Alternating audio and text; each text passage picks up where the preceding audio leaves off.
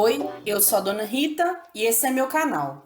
No vídeo de hoje eu vou fazer com vocês a correção do PET 2 de língua portuguesa do primeiro ano do ensino médio da semana 2. Vamos lá? Gente, aqui na semana 2 desse PET do primeiro ano do ensino médio, a primeira coisa que a gente tem que fazer é a leitura desse texto aqui. Vou ler com vocês, tá? A língua como fenômeno social de interação verbal. Na concepção da linguagem de Bakhtin, a língua é vista como um fenômeno social histórico e ideológico, no qual a palavra está sempre carregada de um conteúdo ou de um sentido ideológico ou vivencial.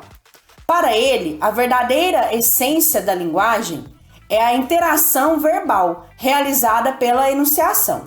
Aprender a falar significa aprender a construir enunciações. A língua, em seu uso prático, está vinculada ao seu conteúdo ideológico. Sendo assim, seus signos são variáveis e flexíveis, apresentando um caráter mutável, histórico e polissêmico. Vocês entenderam?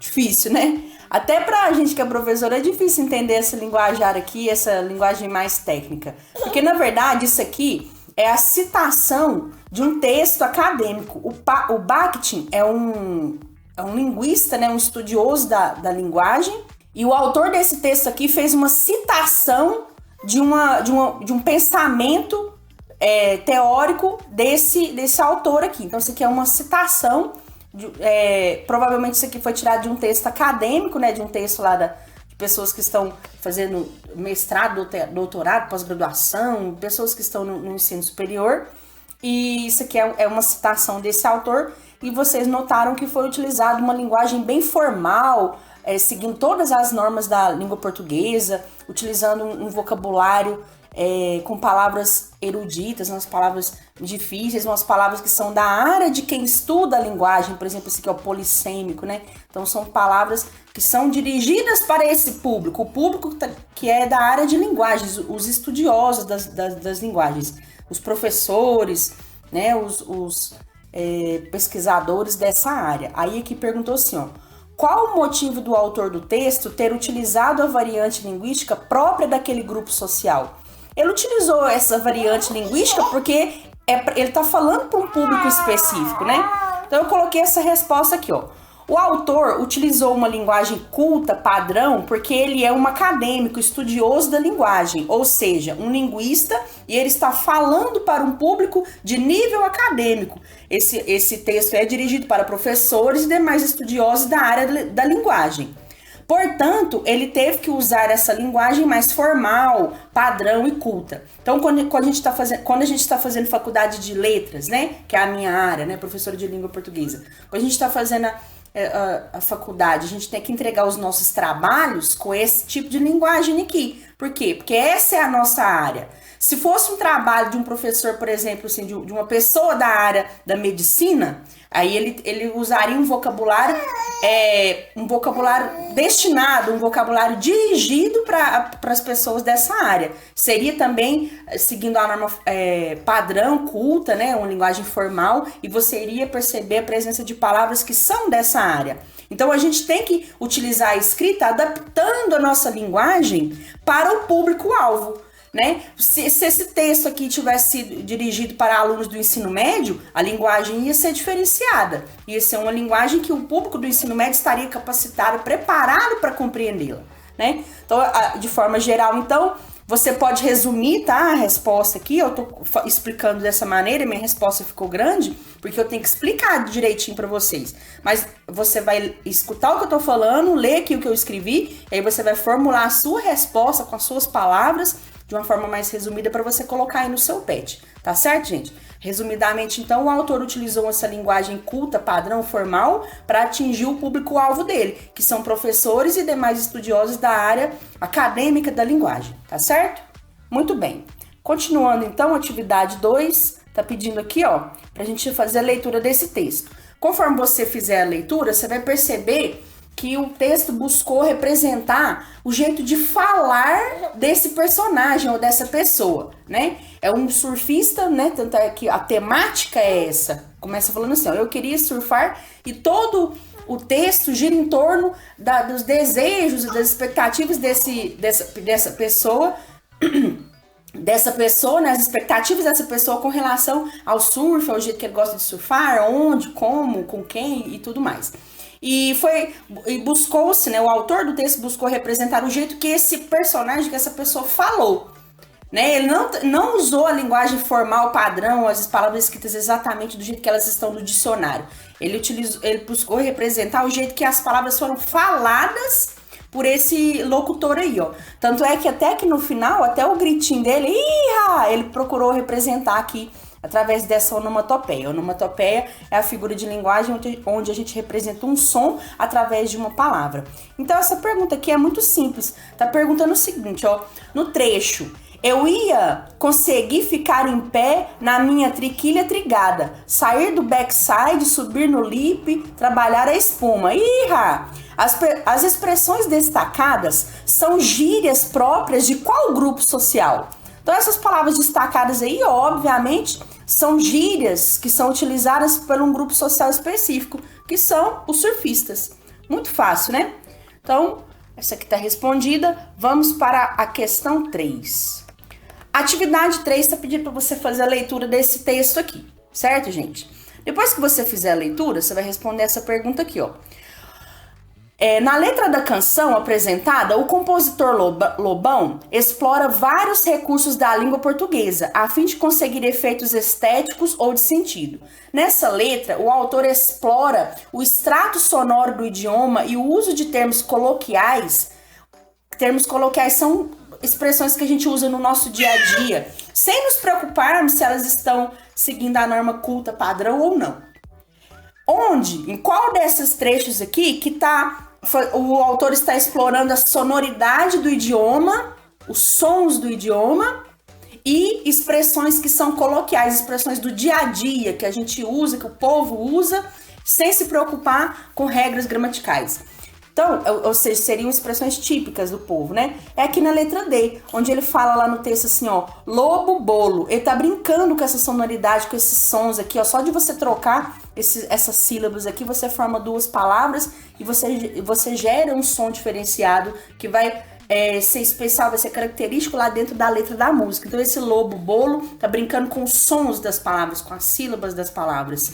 E nesse outro trecho aqui que tá na frente, ó, tipo para rimar com ouro de tolo. Essa expressão ouro de tolo é uma coisa que parece bonita, mas para enganar a gente boba. É um ouro que não é de verdade, é uma coisa que foi feita para enganar as pessoas. Isso aí é uma expressão do vocabulário popular, como se fosse aqueles ditos populares, né? Tipo assim, cochilou, cachimbo cai, isso falam aqui em Minas Gerais, na minha cidade pelo menos, né?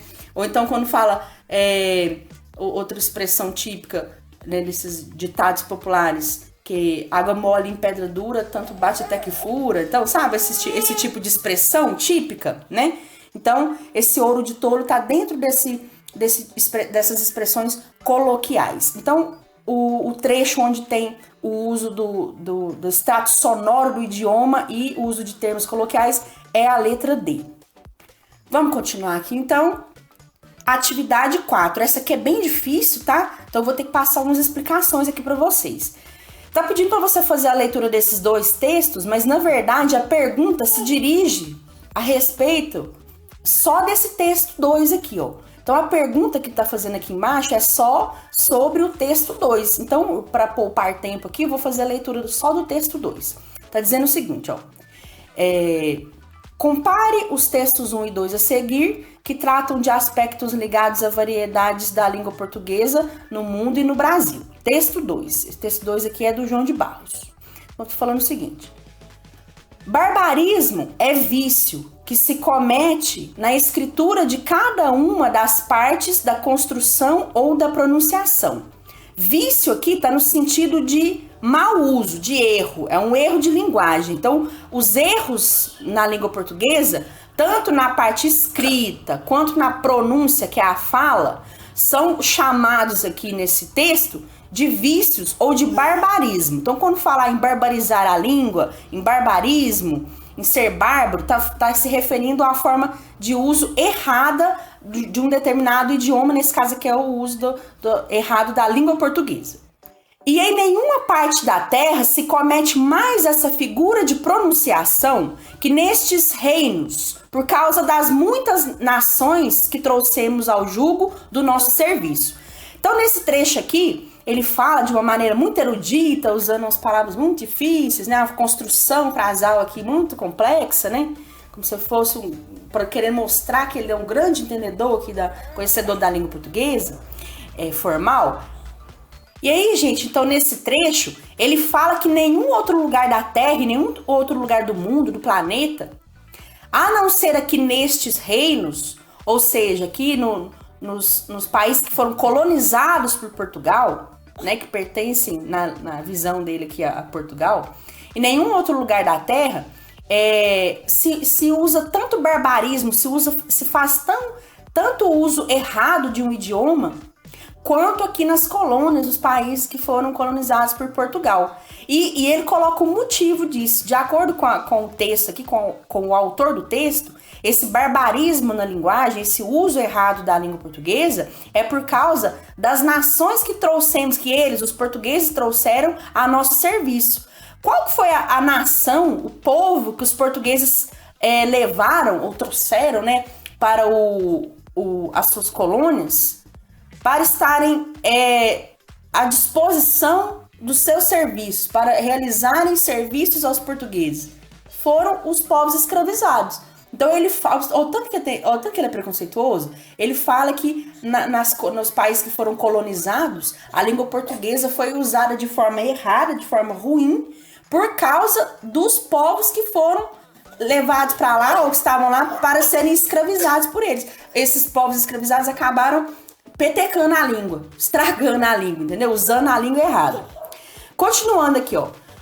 Porque bem como os gregos e romanos, que também foram povos que dominaram outros povos, né? Também tinham escravos, também conquistaram outras terras e subjugaram os povos lá dessas terras. Porque bem como os gregos e romanos haviam por bárbaras todas as outras nações estranhas a eles, por não poderem formar sua linguagem, assim nós podemos dizer que as nações de África, Guiné, Ásia, Brasil barbarizam quando querem imitar a nossa. Então ele está falando que do mesmo jeito que os gregos e os romanos tinham lá as outras nações que eles conquistaram, e essas nações eram consideradas bárbaras porque elas eram diferentes e elas não tinham linguagem própria, elas por não poderem formar sua linguagem, por esses povos, essas outras nações diferentes não terem a capacidade de ter a própria linguagem, o que esses povos considerados bárbaros fizeram? Eles imitavam a língua dos seus povos dominadores. Então, o que ele está falando aqui? Que os portugueses são os verdadeiros donos da língua portuguesa, são os únicos donos desse idioma. E os outros povos da África, de Guiné, de Ásia, de Brasil, que são as colônias, os lugares que foram colonizados, foram dominados por Portugal. Os povos dessas áreas, eles barbarizam o idioma, que pertence só a Portugal. Ou seja, a gente não sabe, a gente não tem linguagem não, entendeu? O povo desses outros lugares, África, Guiné, Ásia, Brasil, não tem nem competência para ter uma linguagem própria, segundo o autor, né, gente? E aí, o que eles fizeram? Eles imitaram o português. Então, ele está querendo dizer que o que a gente fala aqui no Brasil não é nem português, não. É uma cópia errada do português de Portugal. O português de Portugal é o lindo, é o bonito, é o maravilhoso, é o original.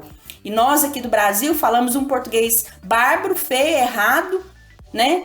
Tentando imitar a língua que nem é nossa, a língua que é lá dos portugueses. Não tem jeito desse homem ser mais preconceituoso. Crê em Deus, Pai. E aí, gente, tem essas alternativas aqui, ó, que é para você marcar aí qual que tá de acordo com esse pensamento desse autor aí do texto. Como eu falei que ele foi muito preconceituoso, você pode achar, não, então é AB. Vou marcar aqui que a dona falou que é preconceituoso, vou marcar AB. Mas espera aí, você tem que ler, porque aqui tem muita pegadinha. Você tem que ler as alternativas para você ver o que tá errado em cada uma delas. Então, na letra A, tá falando assim, ó, que com relação aos usos sociais da linguagem, esse autor do texto 2 aí revela a atitude crítica do autor quanto à gramática, que as nações a serviço de Portugal possuíam e, ao mesmo tempo, uma benevolência, que é quando você trata com dó, com pena, quando você tem piedade, solidariedade com a pessoa, quanto ao conhecimento que os povos tinham de suas línguas. O que tá errado aqui, ó? Essa referência à crítica à gramática das nações lá que estavam a serviço de Portugal, isso aqui tá errado, porque, segundo o autor do texto, os povos dominados por Portugal nem gramática tinham, eles não sabiam, nem linguagem eles não tinham, de tão inferior que eles eram, né, segundo o autor do texto.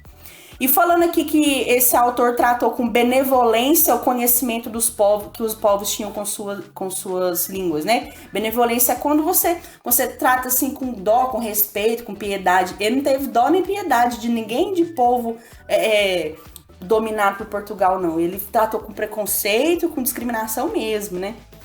Letra B. Então não é a letra A, viu, gente? Essa aqui não tá de acordo com o texto. Na letra B.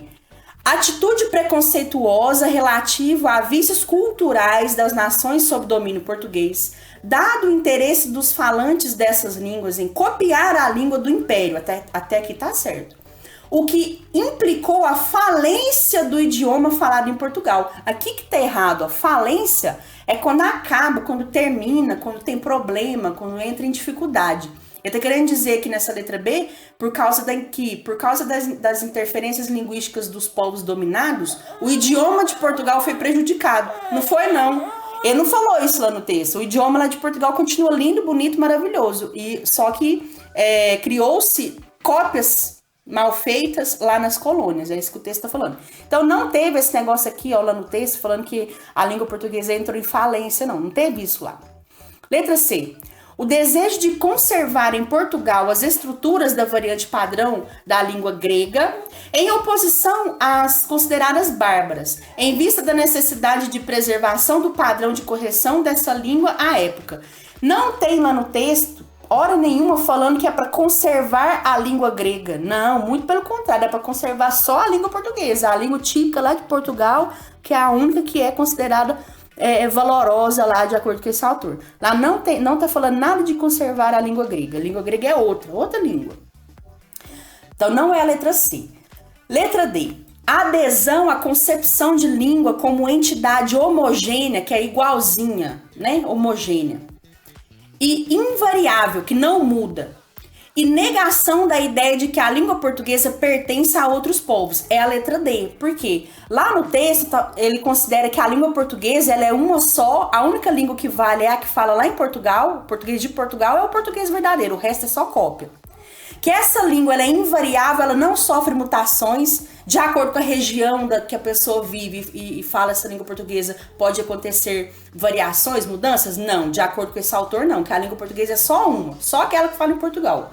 Outras línguas diferenciadas, que tem uma variação de sotaque, uma variação de vocabulário, não valem. Essas aí não são língua portuguesa, não, são outras. Porque ele considera que a língua é uma só. Ela é pura, homogênea e invariável. E lá no texto também ele nega a ideia de que a língua portuguesa pertence a outros povos. Porque para ele a língua portuguesa é só de Portugal, é só dos portugueses. E as outras línguas, os outros portugueses que são falados nos países que foram colonizados, como Guiné, os países da África, o Brasil, não são a língua portuguesa de verdade, são cópias, né? Eles estão imitando, ele fala lá no texto que essas pessoas desses lugares estão imitando o português, né? E o português é só dele, todinho dele, não é mais de ninguém. Larga meu português. Então, gente, é a letra D. Que é a resposta certa, que está traduzindo aí a ideia que foi expressa no texto. Só para a gente eliminar aqui a letra E, eu vou explicar o que ela está falando. Atitude crítica que se estende à própria língua portuguesa. Vou parar a leitura por aqui. Hora nenhuma esse autor fez crítica à própria língua portuguesa. Ele ama ela demais, ela é toda dele, toda maravilhosa dele. Como é que ele vai criticar ela? Então não tem isso no texto. Definitivamente, então, gente, a resposta é a letra D, certo? Muito bem, vamos continuar aqui. E aí é para você justificar a sua resposta. Aí eu coloquei da seguinte maneira.